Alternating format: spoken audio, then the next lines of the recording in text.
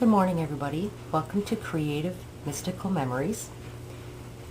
Today I'm going to show you how to make this card. I don't know if you could see. Okay, it's a waterfall card that you could pull, and it's like a waterfall. Okay, so let's get started. First thing you're going to need is an 8.5 by 11 of pink pirouette cardstock. Cut it in half. You're going to have now an 8.5 by 5.5. So 8.5 by 5.5. And then score it down the center to make a card. Fold it in half. Get your bone folder and make it nice and crisp. That way your card will stay flat. Okay, the next thing we're going to need is very vanilla cardstock, which is cut at 5 1/4 by 4 inches. Okay, put that aside. Then I have a designer series paper, and this one is Springtime Vintage, and I cut this piece at 5 inches by 3 3/4 inches. Okay, put that aside. Then you're going to want to cut some strips. First strip right here from the pink pirouette cardstock is 8 inches long by 1.5 inches wide. Then you're going to cut another strip of 1.5 inches wide, but by 6 inches, and another strip here that is 4 inches by 3/4 inches wide.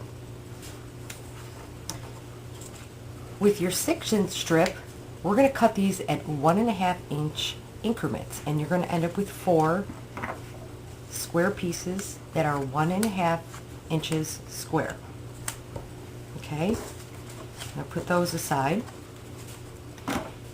With your 8-inch piece long, we are going to score this. I don't know if you can see the scores,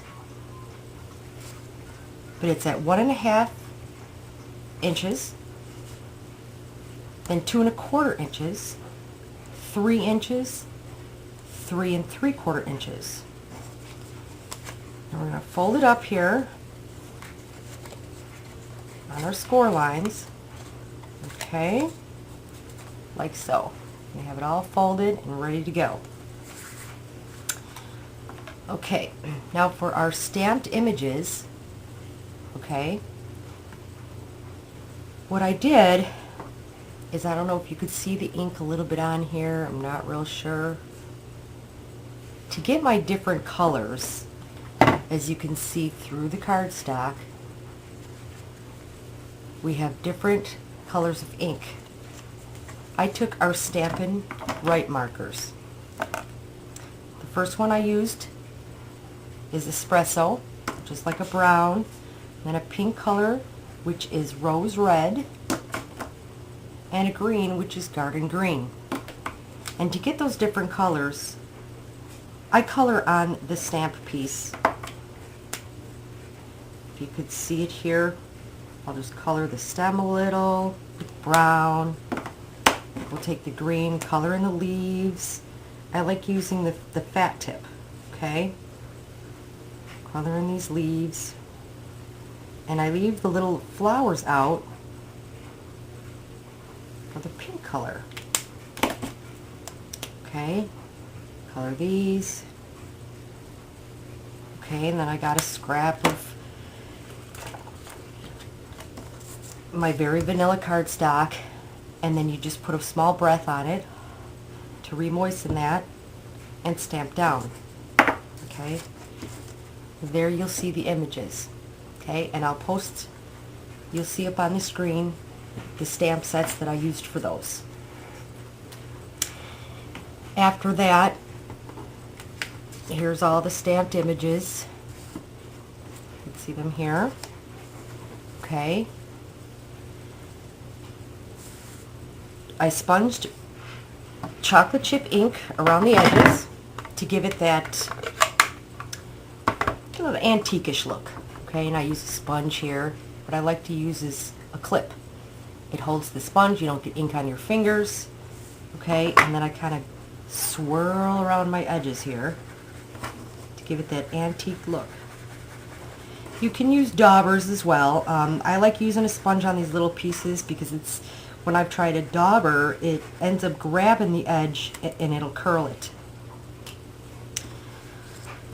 Okay, and for the Easter egg basket, I don't know if you can see I have different color eggs in there.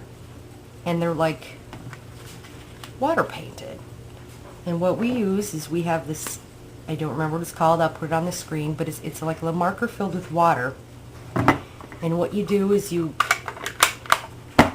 take a stamp pad of the color you want, press down really hard. Well, not too hard, you don't want to break it. And you'll see that you'll have the ink welled up right here in the top of the tray. Then you also take a marker, and then I scribbled marker on there to grab that color.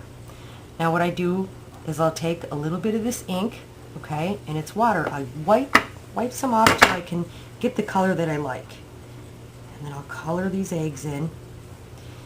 Maybe I'll make one a little bit darker. Okay, and then just to clear this out, I just keep wiping it on paper and squeeze a little, and there you go. Now you're clear. Take a little bit of my pink here. Okay, color in an egg. Alright, I want maybe this other egg a little bit darker, so I'm not going to dab any off. Put it right there. Now for me, I wanted to kind of soften the basket a little bit. It seemed a little too white for the basket and the edges, or vanilla.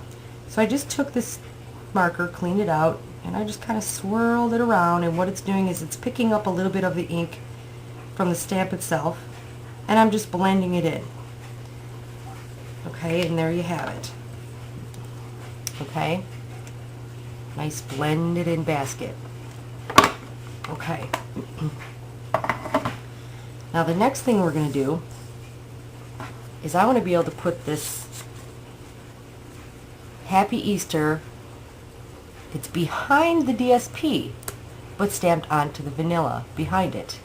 And how I did that, okay, is I'll take my piece of Springtime Vintage, okay, the older type label punch. I don't have all the new ones yet. And I want to punch about down here in the card. What I like to use is if it has any design, I want to use the design to make sure I have a pretty straight line. So I kind of line it up a little, punch it out. And there you go. There's your little image. I don't know if you can see that. Okay. Then we're going to take our very vanilla cardstock and we're going to adhere this. Using my snail. I love this stuff. It is the best stuff. Okay. Adhere it to your card. Make it nice and centered. There you go. Now to get my stamped image in here and make sure it's lined up, I used the stamp set here. I have the label on the screen there, and I only, since Happy Easter goes up and down, I want it to go across. So I'm going to have to use my Stamp-A-Majig. Okay, and that's where you get the clear acetate and your little Stamp-A-Majig.